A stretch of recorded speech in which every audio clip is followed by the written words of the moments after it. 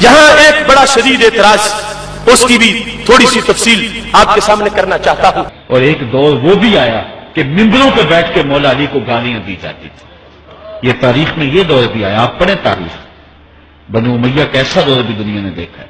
اسی لیے حضور نے فرمایا تھا من سب علی فقد سبنی، جس نے میرے علی کو گالی دی اس نے مجھے گالی۔ اور لوگوں نے ممبروں پہ بیٹھ کے باقاعدہ حکومت کی طرف سے یہ جو ہے وہ قانون تھا کہ تمہارا خطبہ مکمل نہیں ہوگا جب تک علی کو گالی نہیں دو۔ یہ لمحے بھی آئے جب اس دور میں دشمن علی موجود تھے، مبغضین موجود تھے، اور افراط محبت میں رکھنے والے موجود تھے۔ وہ حضرت امیر معاویہ رضی اللہ تعالی عنہ نے ان کی خواہش کو اس طرح بھی پورا کیا کہ دمشق سے لے کر کے کوفہ تک کے خطباء کو یہ آرڈر جاری ہوا باب خلافت سے کہ علی کو گالیاں دو، اور سب کو شتم کیا گیا، بلکہ بصرہ کے ایک خطیب کی زبان کو کٹوا دیا۔ اس لیے کٹوا دیا کہ اس نے ایک خطبہ دے دیا تھا آل محمد کی تعریف میں۔ یہاں ایک بڑا شدید اعتراض، اس کی بھی تھوڑی سی تفصیل آپ کے سامنے کرنا چاہتا ہوں۔ لوگ یہ کہتے ہیں کہ حضرت امیر معاویہ رضی اللہ تعالیٰ عنہ نے ممبروں پر حضرت علی رضی اللہ تعالیٰ عنہ کے لیے گالیاں کہلوائیں، خطبوں میں گالیاں دی جاتی تھیں، اور خطبوں میں حضرت علی کو سب و شتم کیا جاتا تھا، تو یہ بھی صحابی کو گالی دی جا رہی ہے، تو امیر معاویہ نے گالیاں کیوں نکلوائیں حضرت علی رضی اللہ تعالیٰ عنہ کو؟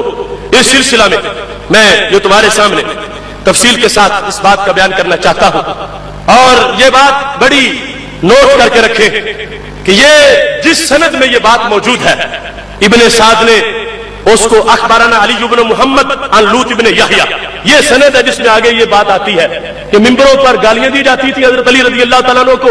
حضرت عمر بن عبد العزیز آئے تو پھر گالیاں بند ہوئی، پہلے بنو امیہ والے گالیاں دیتے رہے۔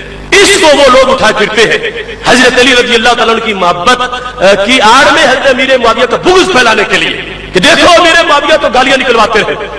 تو میں پورے شرح صدر سے کہہ رہا ہوں کہ یہ پہلا راوی علی بن محمد جو ہے یہ ضعیف ہے، اور اس کے استاذ لوط بن یحییٰ وہ بالکل واہیات باتیں کرنے والا انسان تھا۔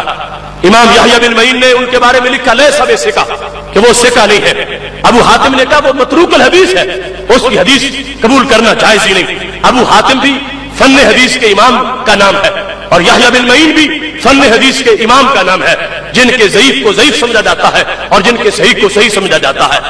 ایسے ہی دارقطنی میں ہے کہ وہ بندہ جو یہ سند بیان کر کے امام حضرت امیر معاویہ کے خلاف باتیں لگا رہا ہے وہ اخباری تھا، یعنی جیسے اخباری رپورٹر ہوتے ہیں، ضعیف تھا بالکل، اس کی کوئی حیثیت نہیں۔ اخباری رپورٹر سے مراد ہر اخباری رپورٹر نہیں، وہ جو کچھ تر ملا کے جھوٹ سچ بیان کر دیتے ہیں۔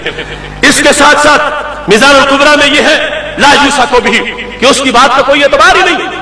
اب ایک طرف آیات قرآن ہے اور دوسری طرف جھوٹ گھڑنے والے بندے کا بیان ہے، کوئی تک بنتا؟ اس بندے کی بات سن کے اتنے شستہ کردار پر یہ دھبا لگا دیا جائے کہ وہ گالیاں نکلواتے رہے۔ وہ یہ کہتے ہوئے اپنے بیان میں کہ حضرت علی مجھ سے افضل ہے، حضرت علی مجھ سے زیادہ حقدار ہے، حضرت علی بڑے ولی ہیں، تو کوئی اتنے بڑی شان بیان کر کے گالیاں نکلواتا ہے؟ اور اس پر دلیل یہ ہے تاریخ عہد بنو امیہ کی کوئی غیر جانب تاریخ لے لو، ایک بھی تاریخ ایسی نہیں جس میں یہ روایت موجود ہو، ایک تاریخ کی کتاب بھی ایسی نہیں ہے۔ اور یہ بنی عباس کے دور کی تاریخ میں جو روایت آئی ہے اس کے اندر یہ واہیات راوی ہے۔ اور پھر میں اصل چوری آپ کو بتاتا ہوں کہاں سے یہ بات چلی۔ کتاب کا نام ہے مروج الذہب اور مصنف کا نام ہے مسعودی، یہ شیعہ تھا، اور اس نے سب سے پہلے یہ قصہ گھڑا کہ حضرت امیر معاویہ رضی اللہ تعالیٰ عنہ تو حضرت علی کو گالیاں نکلواتے تھے ممبروں پر تاکہ حضرت امیر معاویہ کی نفرت پھیلائی جائے۔ یہ مروج الذہب کا کھڑا ہوا فتنہ کچھ سادہ مورخوں نے جو سنی تھے وہ بھی لے لیا اور اس کو آگے رائج کرنا شروع کر دیا۔ اس واسطے میں ببانگ دہل پورے وثوق سے کہتا ہوں کہ حضرت امیر معاویہ رضی اللہ تعالیٰ عنہ نے اپنے عہد میں کسی کو حکم نہیں دیا اور نہ ہی ایسا ہوتا رہا، یہ ان کا دستور تھا۔ وہ تو اس کو اختیار اتحادی قرار دے کر باقی ایمان، عظمت اور تقویٰ ہر چیز کا اپنی طرف سے اعلان کر رہے تھے۔